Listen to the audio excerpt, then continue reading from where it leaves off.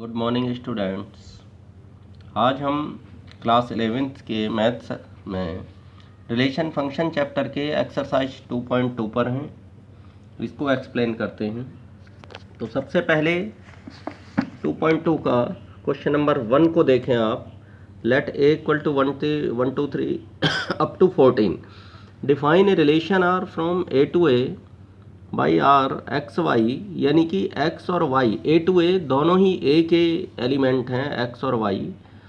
तो 3x minus Y equal to 0, उसको follow करेंगे इस रूल को। 3x minus Y equal to 0 और एक्स वाई दोनों ही ए को बिलोंग कर रहे हैं। हाँ, तो स्टूडेंट्स देखें, क्वेश्चन नंबर 1 में ए डिफाइन है 1 2 3 14 तक। R A to A relation है, तो आर सबसेट होगा ए क्रॉस ए का।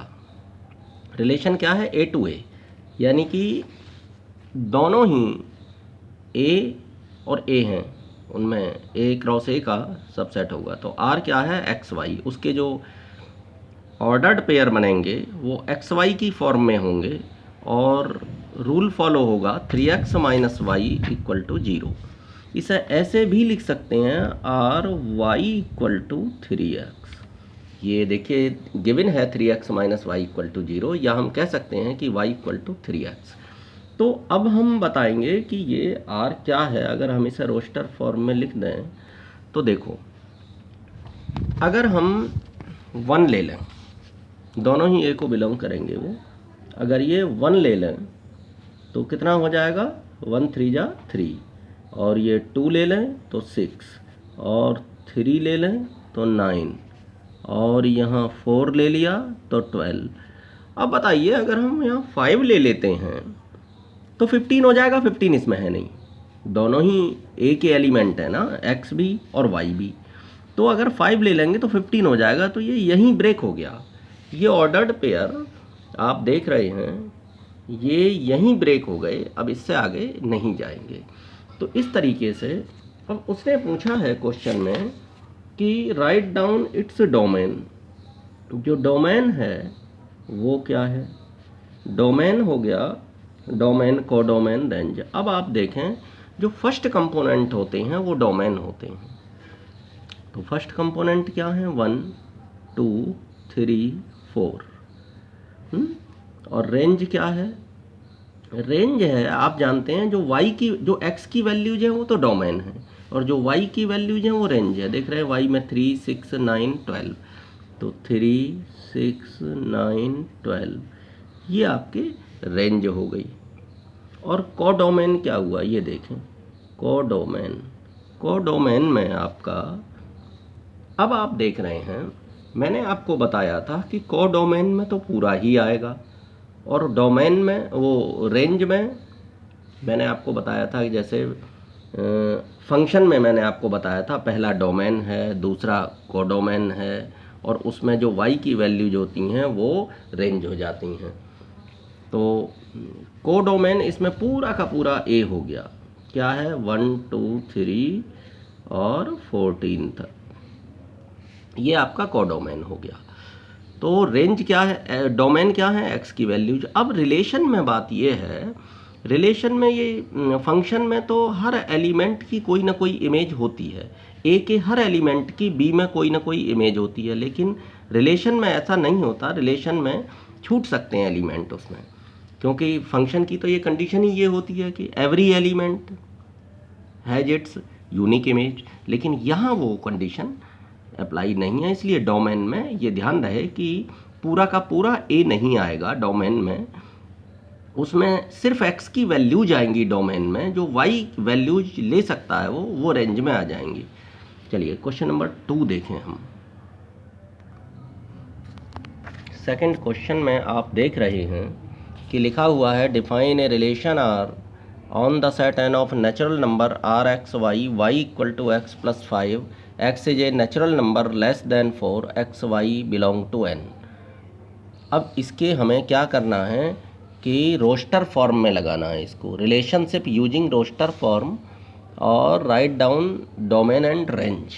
तो देखें आर क्या है? आर हो गई एक्स वाई, और y equal to x plus 5 condition दे रखी है क्वेश्चन में, और एक्स वाई बिलोंग करेंगे नेचुरल नंबर को, मैंने ऐसे लिख दिया इसको, x y belong to N and x less than 4।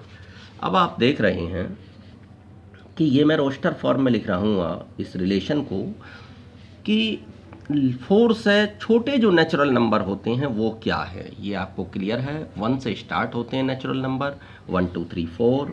तो अगर मैं x की वैल्यू 1 लूँगा तो y की वैल्यू हो जाएगी, यहाँ देखते हैं 1 + 5 दैट इज 6। तो 1 6 पहला रिलेशनशिप इसमें हो गया, जो इस रिलेशन का ऑर्डर्ड पेयर हो गया। चलिए अब मैं ऐसे 2 के साथ लगाता हूँ, 2 5 7, और 3 के साथ लगाता हूँ, 3 5 8, और बस बस बस, और आगे नहीं आएंगे क्योंकि लेस देन 4 लिखा है इसलिए 4 शामिल नहीं होगा। तो क्लियर है ये। अच्छा, अब उसने पूछा है, तो ये रोस्टर फॉर्म में हमने रिलेशन लगा दिया, डोमेन एंड रेंज और लगाने हैं। तो क्लियर है कि डोमेन हुए फर्स्ट कंपोनेंट 1 2 3, और रेंज हो गई सेकंड कंपोनेंट दैट इज 6 7, एक तो 6 7 8। तो डोमेन क्या होता है, फर्स्ट कंपोनेंट ऑर्डर्ड पेयर का, रेंज होती है सेकंड कंपोनेंट। तो हम कह सकते हैं कि डोमेन है x की वैल्यूज़, और जो सेकंड वाली y की वैल्यूज़ दिखाई दे रही हैं वो रेंज में आती हैं। चलिए थर्ड क्वेश्चन देखते हैं। थर्ड क्वेश्चन फटाफट इसमें देखते हैं, ये क्या है। थर्ड क्वेश्चन है आपका, ए दे रखा है, बी दे रखा है, define a relationship R from A to B relationship है x y, the difference between x and y is odd. ठीक, x belong to A, y belong to B. हाँ तो स्टूडेंट्स देखिए, ए 1 2 3 5 लिखा है, बी 4 6 9 लिखा है, रिलेशन ए से बी में लगाना है। तो क्लियर है ये चीज़ आपको। और आर इस तरह का रिलेशन है कि जो ऑर्डर्ड पेयर एक्स वाई हैं सच दैट इस तरह होंगे कि the difference between x and y is odd. X और वाई के बीच का जो डिफरेंस होगा, अब difference between x and y, इसका मतलब ये नहीं हुआ कि एक्स में से वाई माइनस करेंगे, अरे भाई वाई में से भी एक्स माइनस हो सकता है, तो वो भी एक डिफरेंस है उनका। अब x a को बिलोंग करेगा और y b को बिलोंग करेगा। जो x वाला है ना फर्स्ट, वो x a को बिलोंग कर देगा सेट a को, और y जो है वो b के एलिमेंट्स को बिलोंग करेगा। अच्छा, तो एक इम्पॉर्टेंट बात कही गई है, difference between x y is odd. तो इससे पहले हमें एक चीज़ जानना बहुत ज़रूरी है। आप देख रहे हैं ये मैंने लिखा हुआ है कि even minus even, even number होता है। आप ज़रा ध्यान से सोचें इस पर कि भाई 6 - 4 दोनों इविन नंबर हैं, तो क्या हुआ 2 एक इविन नंबर हो गया, 6 - 2 इविन नंबर हो गया। तो इविन में से इविन माइनस करेंगे इविन आएगा, लेकिन ज़रा सोचो ऑड में से ऑड माइनस करोगे तब भी इविन आएगा। फॉर एग्जाम्पल 5 - 3 क्या होता है, 2 आ जाएगा, एक इविन नंबर हो गया। तो ऑड में से ऑड माइनस करा तब भी इविन आएगा। अब अगर इविन में से ऑड माइनस करें या ऑड में से इविन माइनस करें तब ऑड आएगा। तो हमारी condition difference between x and y is odd दे रखी है, तो इसका मतलब हुआ कि हमें या तो इविन से ऑड माइनस करना या ऑड से इविन माइनस करना। तो दोनों पेयर में एक नंबर इविन और एक ऑड, या एक ऑड एक इविन, ऐसे चाहिए।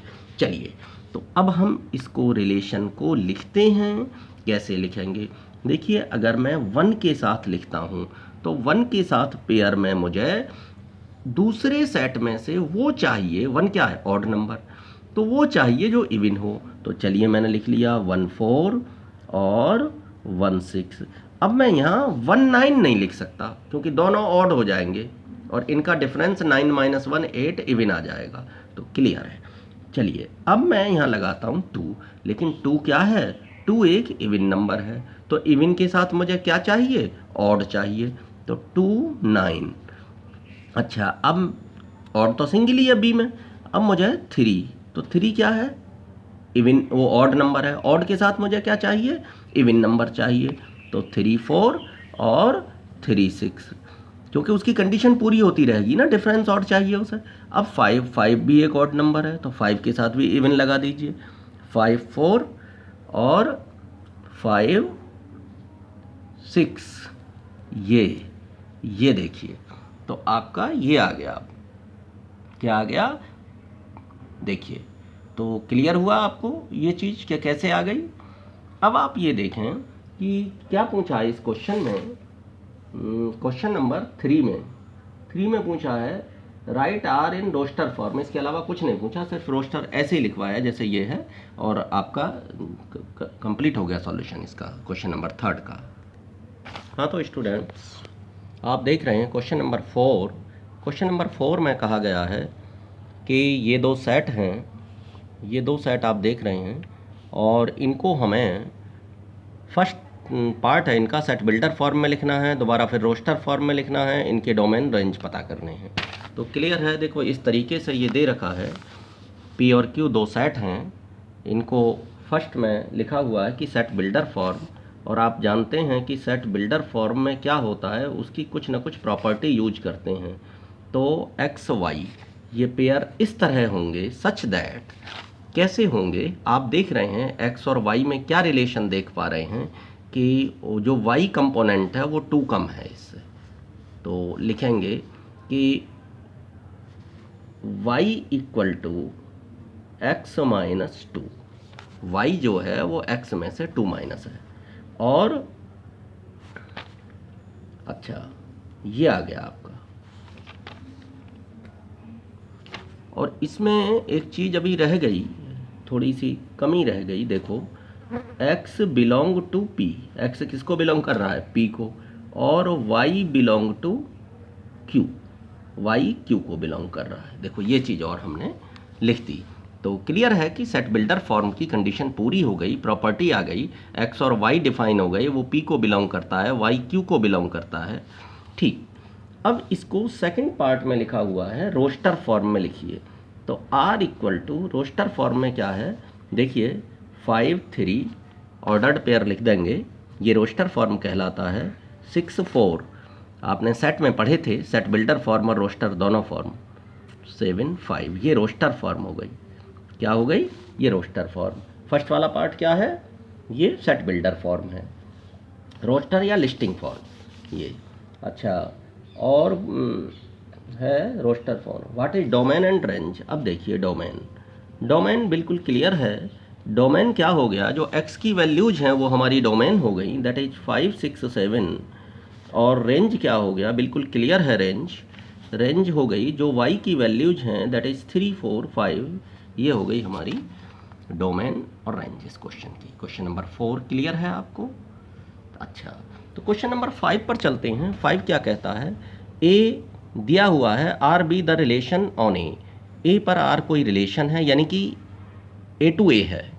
क्लियर है ना, दूसरा सेट नहीं दे रखा है, ए टू ए है, ये क्लियर हो रहा है क्वेश्चन नंबर 5 में। ए दिस और R be the relation on A defined by A b such that a b a को बिलोंग करते हैं, ए और बी दोनों ही ए को बिलोंग करते हैं, ए टू ए है। ए भी ए को बिलोंग करेगा, बी भी ए को बिलोंग करेगा, तो ए टू ए है। और B exactly divisible by A, B पूरा पूरा ए से डिवाइड होता है। तो देखिए, तो आप देख रहे हैं क्वेश्चन नंबर 5 में सेट ए 1 2 3 4 6 डिफाइन किया हुआ है, और R is the relation on A that is A to A, यानी कि सिंगल सेट दे रखा है तो ए टू ए होगा। आर क्या है, ए बी, और ए बी बिलोंग करता है ए को, दोनों ही ए को बिलोंग करते हैं। ए डिवाइड्स बी एग्जैक्टली, उसने लिखा था, क्वेश्चन में लिखा हुआ था कि B is exactly divisible by A, B पूरा पूरा ए से डिवाइड होता है, और मैंने लिखा है कि ए बी को डिवाइड करता है, एग्जैक्टली ए बी को पूरा पूरा डिवाइड करता है। तो देख लीजिए, ए डिवाइड्स बी, तो हमें इसी उस पर लेना है ये। अब आप देखेंगे कि ए यहाँ क्या हुआ, 1 लिख लिया जैसे मैंने। अब मैं देखता हूँ कि 1 किन किन नंबरों को पूरा पूरा डिवाइड कर देता है। तो पहले तो खुद अपने आप को ही करेगा, 1 1 1 2 सबको करेगा 1, तो 1 3 1 4 और 1 5। अच्छा, इनको कर दिया। अब मैं 2 के लूँगा, 2 के कौन से लूँगा, एक तो 2 को ही करेगा डिवाइड, और किसको कर रहा है, 2 4 को कर देगा, और 2 6 को कर देगा डिवाइड। अच्छा, फिर 3 किस किस को कर देगा, ये देखता हूँ। तो 3 खुद 3 को करेगा, और 3 6 को डिवाइड कर देगा। एक बात ये हो गई, 3 को करेगा और 6 को डिवाइड करेगा। अब 4 किस किस को करेगा, तो 4 को करेगा और किसी को नहीं करेगा, 6 को नहीं कर पाएगा। और यहाँ 6 भी 6 को करेगा।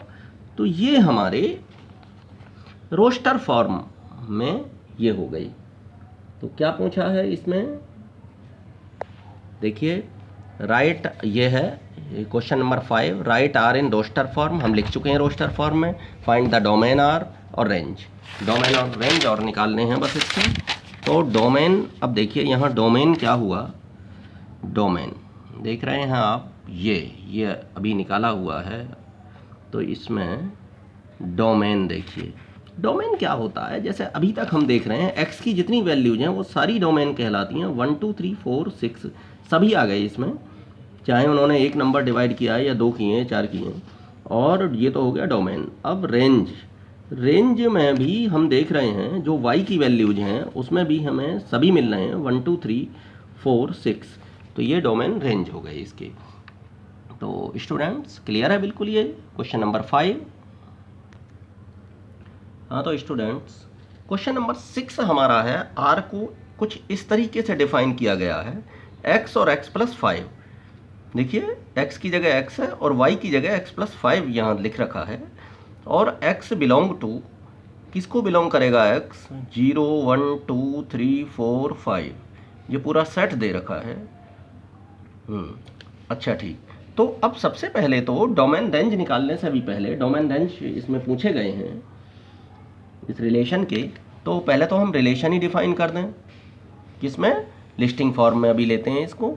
अब ये x की वैल्यू अगर मैंने 0 रख दी और ये 0 प्लस 5 कितना हो गया 5। अच्छा फिर 1 रख दी तो 1 प्लस 5 6, भाई 1 रखूँगा और यहाँ 1 प्लस 5 रखूँगा तो 1 6 आ जाएगा। चलिए अब मैंने 2 रख दिया तो 2 प्लस 5 7, और ये 3 रख दिया तो 3 प्लस 5 8। अच्छा फिर 4 रख दिया, 4 प्लस 5 9, फिर 5 रख दिया, 5 प्लस 5 10। तो आप देख रहे हैं ये पूरा लिस्टिंग फॉर्म में या रोस्टर फॉर्म में आ गया। जो रिलेशन दे रखा था क्वेश्चन में हमने इसको रोस्टर फॉर्म में चेंज कर लिया। अब यहाँ डोमेन रेंज हमें और डिसाइड करने हैं। डोमेन क्या हुआ, इसका डोमेन क्या हुआ, देखें 0 1 2 3 4 5, ये तो हो गया डोमेन। और रेंज क्या हुई जरा ये चेक करें, रेंज हो गई सेकंड कंपोनेंट 5 6 7 8 9 10। तो क्लियर है, डोमेन रेंज दोनों अच्छी तरह से आपको क्लियर हो गई होंगी। क्वेश्चन नंबर 6 क्लियर हो गया। हाँ तो स्टूडेंट्स अब आप देख रहे हैं यहाँ क्वेश्चन नंबर 7 आर डिफाइन किया गया है x क्यूब, ये सेट बिल्डर फॉर्म में लिखा हुआ है x is a prime number less then 10, और मैं इसको अब रोस्टर फॉर्म में लिख रहा हूँ। अब मैं देखिए x is a prime number less then 10, तो देखिए 1 इज नाइदर प्राइम नार कंपोजिट, हमेशा याद रखिए कि 1 ना प्राइम होता है ना कंपोजिट होता है। तो प्राइम नंबर जो पहला प्राइम नंबर है वो 2 है, 2 से स्टार्ट होता है। तो 2 अब 2 और 2 की क्यूब कितनी आ गई, 2 2 जा 4 2 जा 8। चलिए और अब क्या है 3, तो 3 की क्यूब 27। अच्छा 3 के बाद प्राइम नंबर 5 और 5 की क्यूब 125। अच्छा फिर 7 आ गया, 7 की 343। अच्छा उसके बाद कोई प्राइम नंबर 10 तक नहीं आता, लेस देन 10 है। तो ये आपका, ये आप समझ लीजिएगा कि ये रोस्टर फॉर्म में लिख दिया मैंने। क्या पूछा गया है इसमें, क्वेश्चन नंबर 7 में पूछा गया है हमारे राइट रिलेशन आर दिस और इन रोस्टर फॉर्म, कुछ नहीं पूछा है, केवल रोस्टर फॉर्म में लिखवाया, वो हमने लिख दिया है। क्वेश्चन नंबर 8 क्या है, let a equal to XYZ B12, find the number of relations from A to B। Number of relations पता करने हैं क्वेश्चन नंबर 8 में। 8 क्वेश्चन नंबर 8 देखिए, आप देख रहे हैं A में कितने हैं, तो NA कितना है 3, ए में कितने एलिमेंट देख रहे हैं आप 3, और NB कितना है, NB कितना है 2, NB 2 हो गया। तो अब हम देख रहे हैं, तो number of relations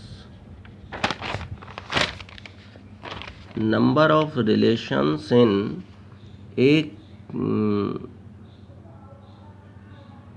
A cross B में जो नंबर ऑफ रिलेशंस होंगे, नंबर ऑफ रिलेशन फ्रॉम, अच्छा ए क्रॉस बी में दे दीजिए, चलिए हाँ ठीक है।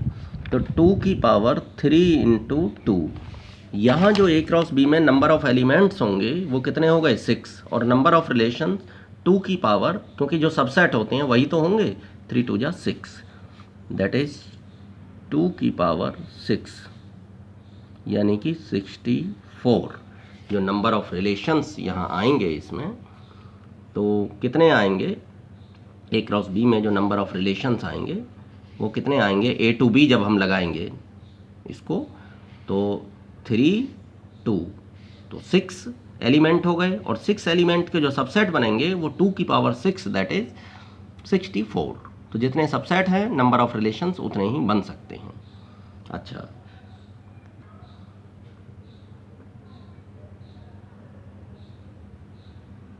हाँ तो स्टूडेंट्स, हम यहाँ देख रहे हैं कि RAB है और A और B Z को बिलोंग करते हैं, तो A - B is an integer. इस कंडीशन को वो पूरा करे कि A - B एक इंटीजर होगा, तो वी नो दैट, हम क्या जानते हैं कि इंटीजर माइनस इंटीजर में से अगर कोई इंटीजर माइनस करें तो हमें मिलेगा वो इंटीजर ही, कुछ और नहीं मिलेगा। इंटीजर आप जानते हैं, पॉजिटिव इंटीजर, नेगेटिव इंटीजर, और इंटीजर पूरे नंबर जैसे 1 2 3 4 5 और उसके नेगेटिव नंबर विद 0, ये इंटीजर में आते हैं। तो इंटीजर में से अगर इंटीजर माइनस करेंगे तो हमें वो मिलेगा भी वहाँ इंटीजर ही, कुछ और नहीं मिलेगा। तो क्लियर है। तो यहाँ ए क्या वैल्यू लेगा, ऑल इंटीजर वैल्यू लेगा। तो देयरफॉर, तो A will take all integer value. यहाँ हम देखते हैं कि जो ए लेगा वो ऑल इंटीजर वैल्यू लेगा ए, क्योंकि इंटीजर माइनस इंटीजर तो उसका तो कोई टेंशन ही नहीं है कि वो इंटीजर आएगा या नहीं। तो देयरफॉर जो डोमेन है वो हमारा हो गया, वो जेड हो गया इंटीजर, वो जेड हमारा डोमेन हो गया, और जो रेंज हो गई वो भी हमारा जेड हो गया।